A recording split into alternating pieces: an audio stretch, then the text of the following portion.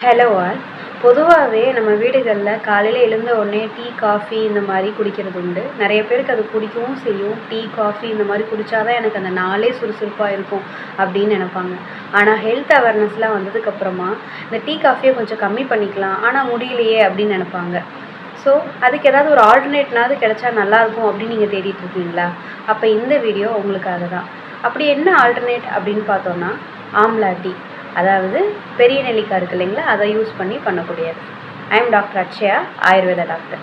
இப்போ நான் ஆம்லா டீ பற்றி சொல்கிறேன். ஆம்லா டீயை பொறுத்த வரைக்கும் ஒன்றும் இல்லை, பெரிய நெல்லிக்காய் இருக்குது இல்லைங்களா, அதை சின்ன சின்ன ஸ்லைஸாக கட் பண்ணிவிட்டு வாட்டர் ஆட் பண்ணி நீங்கள் கொதிக்க விடணும். கொதிக்க விடும்போதே சுக்கு கொஞ்சம் ஆட் பண்ணிக்கலாம்.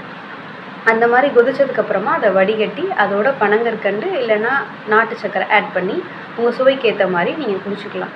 இந்த மாதிரி எடுக்கும்போது காலையில் கண்டிப்பாக சுறுசுறுப்பாக இருக்கும். ஒரு ஹெல்த் கான்ஷியஸோடு எடுக்கக்கூடிய ஒரு ட்ரிங்காகவும் இருக்கும். ஏன்னா இந்த ஆம்லாவில் நிறைய விட்டமின் சி முதற்கொண்டு நிறைய ஆன்டி ஆக்சிடென்ட்ஸ் இருக்குது. உடலுக்கு ரொம்ப ரொம்ப நல்லது கொடுக்கக்கூடியது தான் இந்த நெல்லிக்காய். ஸோ இந்த மாதிரியான ட்ரிங்க்கை வீட்டில் நீங்கள் எல்லோரும் எடுத்துக்கும்போது டீ காஃபியை கம்மி பண்ண மாதிரியும் இருக்கும், அதே சமயத்தில் சத்து மிகுந்த பொருள் உங்கள் உடலுக்குள்ளே போன மாதிரியும் இருக்கும். ஸோ ட்ரை பண்ணி பாருங்கள் இந்த நெல்லிக்காய் டீயை.